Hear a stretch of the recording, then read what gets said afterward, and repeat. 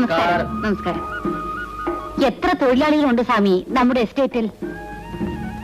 அது அங்க ஒரு 200, இங்க ஒரு 100, அந்த எஸ்டேட்ல 120, மொத்தமா ஒரு 420 പേരോളം കാണും.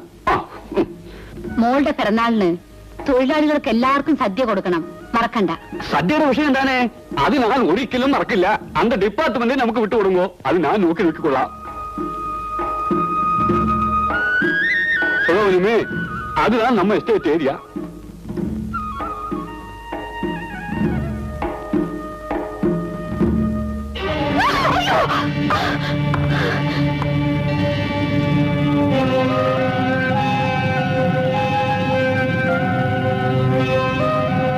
ക്ഷമിക്കണം കൊച്ചമ്മേ.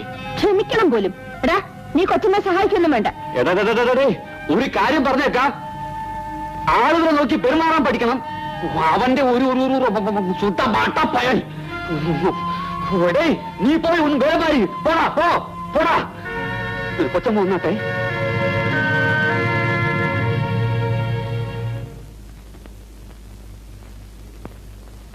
മതിയടാ, മതി, നിർത്തിക്കളാ.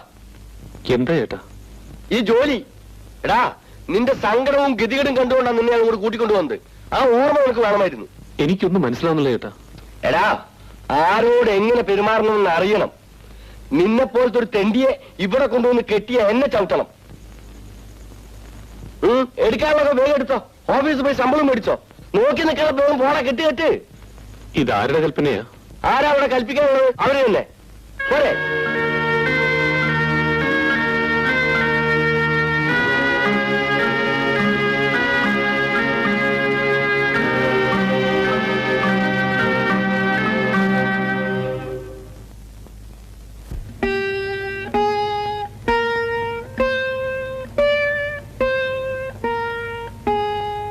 ആഹാ, മോള് വീണ വായിക്കാൻ പഠിക്കുകയാണോ?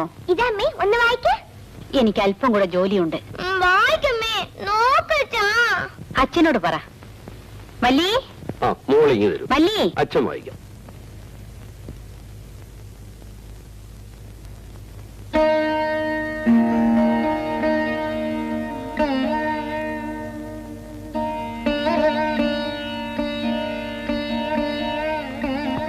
കൊച്ചമ്മേ,